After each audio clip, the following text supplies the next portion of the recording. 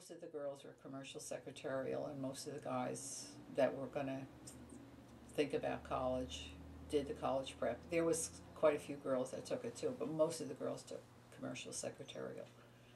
And with our school, your senior year in commercial, you went out to businesses and you worked practicing to be, a secretary. So Hercules, DuPont's, National Lead, Chicopee in New Brunswick, all these plants that were around in the whole area, the schools, our school would ask them if they would like somebody to be an apprentice there, and we would go to these different places.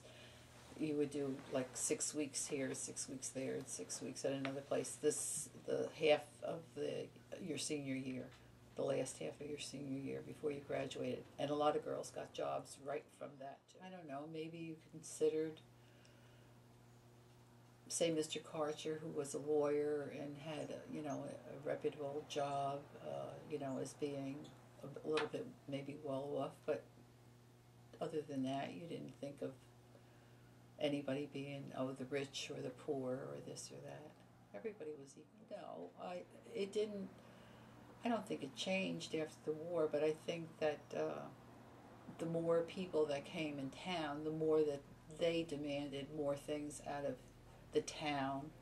Like the local people were always satisfied with the way things were going, but when things started to build up in town, when developments came in and all this other stuff, they wanted more to do in the line of education. And your schools, they want this better, they want that better, things like that. They wanted the best for their kids and everything, and you can't blame them, but I mean it was different from years ago. Everybody looked out for everybody a little bit more. Everybody knew everybody. Those people then were basically, you became a household that both parents were working and stuff, and you didn't socialize as much as like years ago. I mean, people worked, say, from 8 to 4 or 9 to 5 or whatever, and then they had,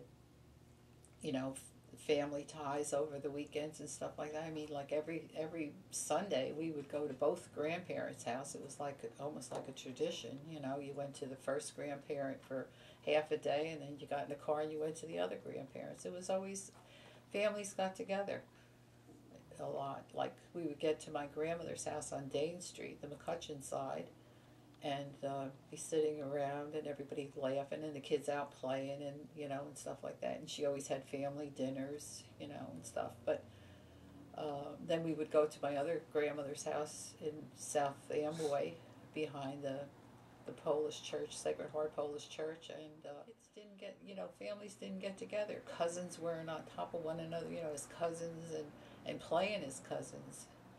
I mean, you had no place else to go. Nobody had, not that many people had a TV or anything like that. So it was all conversation, family ties. It was stuff like that.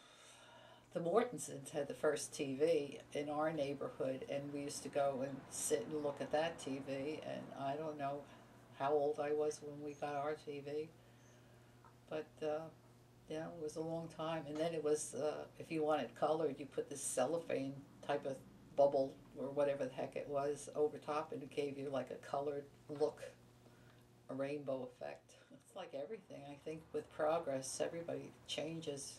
In this day and age, well, you kids with your computers and your DVDs and your iPods and your texting and all the cell phones and everything. I mean, nobody's walking around anymore not talking on a cell phone or texting somebody. It's different. We rode the school bus to get to school. We had bus tickets. You'd had a book of tickets, and that's how you got on the bus. Public service came out of New Brunswick. And they went from New Brunswick all the way to South Amboy, I think. And then another marathon bus company went from South Amboy into Perth Amboy and stuff like that. So it was just big bus companies. They all came out of New Brunswick or Perth Amboy. was the main bus terminal if you went to New Brunswick and stuff. I mean, once in a blue moon, we were a big deal. Like once a year, you'd go, take a trip to Newark.